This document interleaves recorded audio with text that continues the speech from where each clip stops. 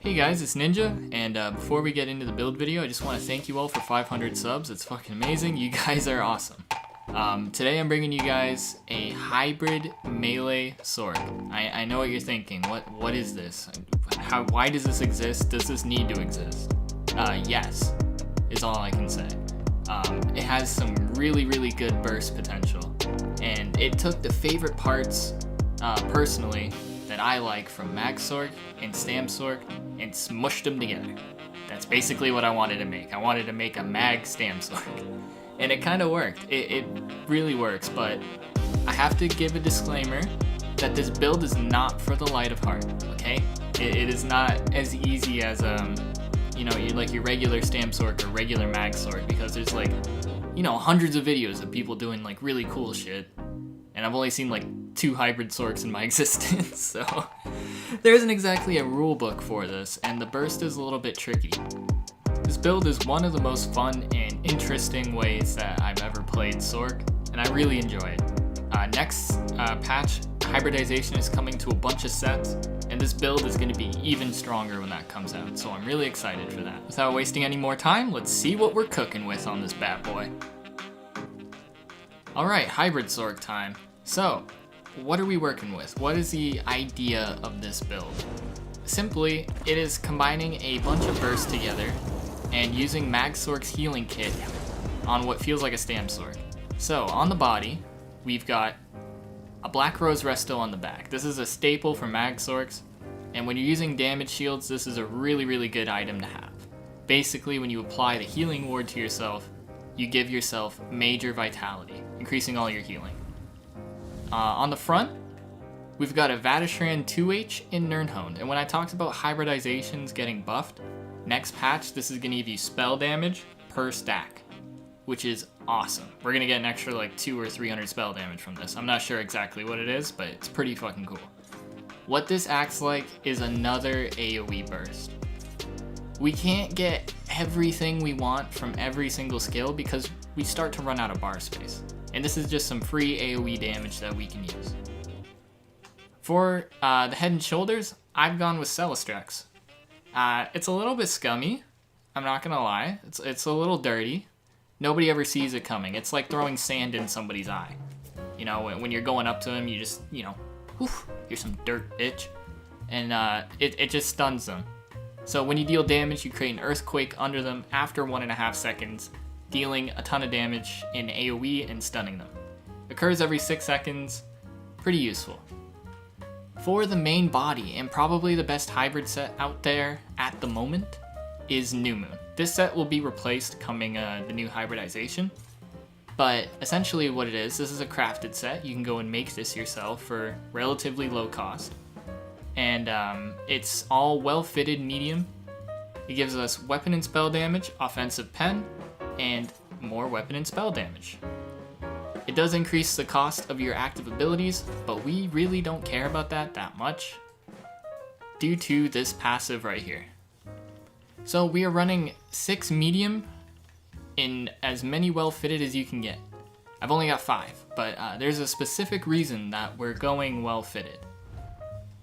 In the champion point tree, I might as well get into this now so we have a vision of it. Under the effects of a damage shield, your dodge roll costs 800 less stamina. Now when you combine this on medium and you use Mag Sorc's healing kit on a Stam tune, this makes your roll dodge very cheap. Each piece of medium also reduces the cost of roll dodge.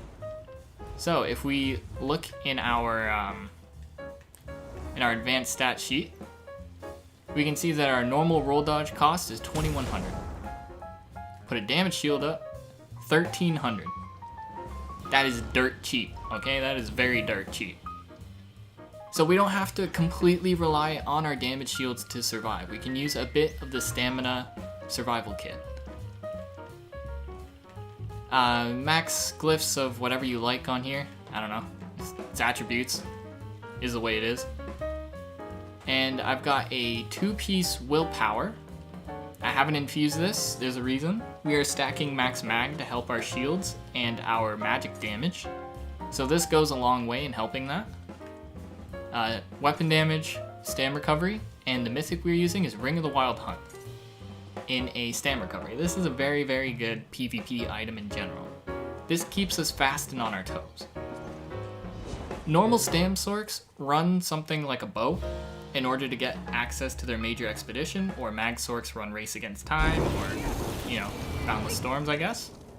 So we can combine wild hunt and boundless storms to be fast as fuck. You know, put on damage shield, roll around, zoom and zoom. Really good. I definitely recommend this item. If you don't have it and you have Torque, you could run Torque as well. Talking about the new sets of new moons getting replaced with, so this set right here, Rattle Cage, will be replacing New Moon. Why is that? The 3-piece will give weapon damage and spell damage, 4-piece weapon and spell damage, 5-piece spell damage and weapon damage, and major sorcery and major brutality. So we always have those buffs active. We can save a lot of bar space like that, especially on a hybrid. It gives similar damage to New Moon while saving us bar space as well. Really, really good to have. So for race, we are Dark Elf. Dark Elf is probably the best hybrid that, hybrid race that you can choose in general, but it's really good on a Sorc because that max mag goes to our shields, that max dam goes to the amount of dark conversions that we can use to keep ourselves sustained. And it also gives weapon and spell damage. Other races that would be good, I still think Breton would be pretty good, reducing the cost of everything. I think Imperial would be nice, Argonian, Orc. Basically anything that gives you a lot of mutual stats. And Breton is just kind of, overpowered, so that's why I mentioned Breton. So going into the stat sheet, what are we looking at here? We're looking at almost 30k mag, and 25k health, 22k stam, 2k stam recovery at base, 5600 weapon damage, 4600 spell damage. Those could be a little bit higher. We don't have to worry that much about the spell damage because our max mag is carrying that loss in damage that we do have. And there's another way to buff it if you want. 39 magic, 25 health, sugar skulls, and the serpent stone. Why are we going with the serpent stone? Good reason. We are in a lot of medium, and our primary gas for our mag is dark conversion that costs stamina, so we need as much stamina as we can. You can run the Atro if you want. I personally, in testing, didn't find that it really helped that much, but that's just me. So getting into the skills, this is where it gets a little bit weird. So it's better if I just show exactly what our combo is. So we have Mage's Fury, so this is an execute that can stay on a target. As long as this is on a target, if they fall below 20% health, they die.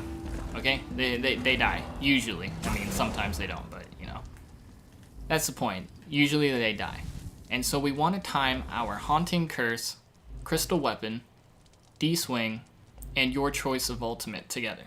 So when you time all this stuff together, they're going to take a shit ton of damage, and if Mage's Wrath is already on them, it will just execute them. Done, GG, you're fucked, goodbye. That's basically the premise of the combo. So how we set this up, we have our Mage's Fury, put that on first, followed by Haunting Curse, Crystal Weapon, Medium Weave, done. That's essentially it. That's our burst kit right there. And it's pretty strong. And you can mix and match the skills depending on, how far in the mag or stam that you want to go. For a while, I ran with mag frag. And it worked well, but the consistency of the purple frag was not in my liking. It didn't proc when I wanted it to, and then they would just randomly proc, and it was just pissing me off. So I took the stam frag. So if we look in, let's break down each skill individually. So we already talked about Mage's Fury. Haunting Curse, it puts a curse on a target, it does damage 3.5 seconds later, and then we'll continue to haunt for another 8.5. This is your single target time delay burst. It also does some AoE damage. It's not as big as I would like it, it's not like Beetles or some shit, but it's not bad. We have Crystal Weapon. You want to put this on before you do your D-Swing Medium Weave combo. The really good thing about D-Swing and Crystal Weapon together, so you do your D-Swing, and then you do like a little Medium Weave there. If you hit them with that, they're going to get stunned. But if they block it, they're not going to get stunned. That's where we have Celestrex. So Celestrex will just put that AoE underneath them. So if they do block the D-swing stun, they still get stunned. It's dirty. That's why we have this there. D-swing we talked about. Rally, we have this as our stamina burst heal, and you know, it's to function our Vatrin essentially. If we didn't have this, I would be running Crit Surge instead. This is how you can get some major sorcery in there as well to boost your spell damage, but then you're losing out on that AoE burst, and that really helps chunk people. I mean, if you get hit with a Mage's Fury, Curse, C-Frag, D-Swing, Medium Weave, Vatrin, a Dawnbreaker all at the same time, you're fucked, okay? Like, it hurts. It's not easy to survive that. And yeah, we have Dawnbreaker. This is my choice ultimate. I do have Meteor as well. Meteor is pretty good. You could use Power Overload too if you want, since we have the Stam Frag. So what that'll look like, if we like, you know, put our buffs and stuff. Pop your Overload. Mage's Fury, Curse, Crystal Weapon, chuck it at him, and then it'll burst him. So you can also use that ultimate if you wish, but I'm more of a fan of Dawnbreaker. So on the back, what does our healing and kiting kit look like? If you notice, we don't have Streak. I couldn't fit it on. It's as simple as that. You could technically swap it out for Shuffle. I view both of those as like snare immunities and stuff, but I think Shuffle really helps your damage shield. So we got 2 damage shields on here, Harden Ward and Healing Ward. Basically, you want to put Healing Ward on you when you're at about half health or less, and you need to heal up. This acts like a Stam Sorc's Vigor would, essentially. So you stack both these shields on together, you're very, very girthy. We have Dark Conversion here. This is the sole reason that we can pull off a hybrid in the first place, in my opinion. What we do is we take all of that stam that we get and we turn it into health, magic, and even more magic. So another good thing to note about this, if we look at the cost of our Dark Conversion, it's 1900 stamina. If we look at our stam recovery, we're at 1999. So we have more stam recovery than we do Dark Conversion. So if we needed to, we could sit behind a pole and just like line of sight while we just Dark Conversion over and over. If we wanted to. You know, it's not like gonna instantly like, you know, match the cost and be infinite, but it's a lot of stam recovery, so that means a lot of gas. Boundless Storms, you could go for the stamina morph if you wanted, but I really like the major expedition that you get from this skill. And the damage from Hurricane isn't insane either, so I'm not worried about it. Shuffle, we are a hybrid Sorc. We're running 5 mediums, so we can get away with Shuffle. If you wanted to run something a little bit different into gear, then you could totally, you know, swap out Shuffle for a different skill. What Shuffle does, it gives us major evasion and immunity to snares and immobilizations. The way that damage shields work, they scale off your damage mitigation and your armor. So you could have a 15k damage shield, and if you have no resistances or mitigation, it's gonna like go like that. Like, it's gone. So, Shuffle gives us 20% damage mitigation against AoE attacks, making your shields a little bit girthy. You know, it's pretty damn girthy. And on the back, we've got Meteor, just for extra max mag and some surprise burst. Alright, so moving on to the champion points, what have we got? We've got, in the blue tree, Master at Arms, Deadly Aim, Ironclad, and Duelist Rebuff. This is just everything to do with a single target. The reason that you really want a bunch of defense CP mitigation again is to help out your damage shields. In the red tree, this is where things get a little bit interesting. So we've got Celerity as the first star, and I highly recommend that you pick this up. 10% movement speed in PvP is super, super good. Do not sleep on it. Second CP star is Refreshing Stride. We are in a lot of mediums, so we're very fast, we sprint a lot, we have dick mag recovery as it stands, so this and Dark Conversion is the only way we're gonna get back mag. And resto heavy attacks, but you know, who got time for that? Third star is Bastion. Really good part about this, you know, if you're on a Stam Sorc, this would just be another like random defense CP slottable. But this increases the power of our healing ward, the sheer girth of our harden ward by 15%. Very, very good. And then I already talked about this last CP star, but while under the effects of a damage shield, your dodge roll costs 160 less stamina per stage. So guys, that's basically it for the build. I've got some gameplay here that I can commentate on. This is a nice duel with Kerkhoff out in open world. And yeah, let me know how you guys find the build, enjoy the build, you know, if it works out for you. And let's get into this nice little duel we have. So Kerk is also on a stam Sorc for open world, and I'm here trying to do my buffs and all this stuff. Hits me with a fat Donnie. Shield up, it's alright, we're good. Try and set up a little combo on him here, but he roll dodges away and then I'm at half health, so I realize I need to put my buffs back up, because you don't want to forget that against a good player like this. He's closing in that distance, trying to get something good here. I maintain quite a good amount of distance, got the mag frag up, telling you mag frag smacks. Hit a nice little D-swing combo, get him to about half, he responds really well. And he's setting up his own big play right here. He's going in for some good shit right here. So he gets a little crystal frag, gets the D-swing. Fat damage, oh my god, almost low.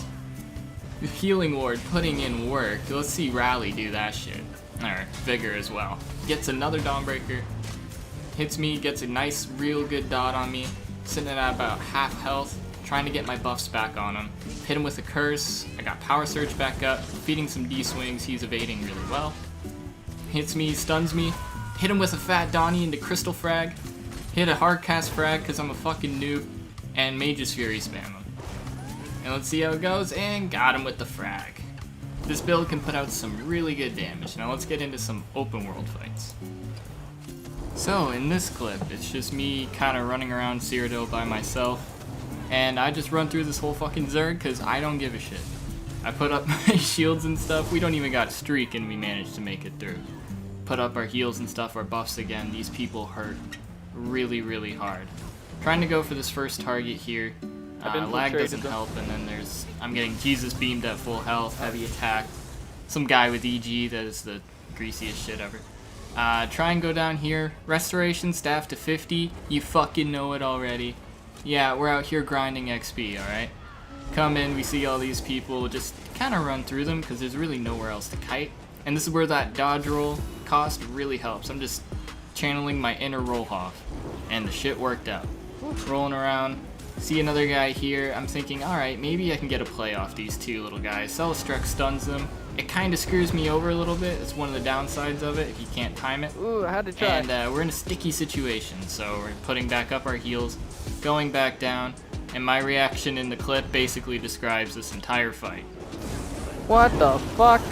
Yeah, so we go back up, try and get some distance away from these guys. There's a ton of blues up here. I have an idea. I'm thinking over here might be the safest spot. If anybody does want a 1v1, you know, they got like 2 feet to work with. Nightblade comes in, tries to get me, get a bit of a burst on him, get into half, he stealths out, because that's what every fucking Nightblade does in existence.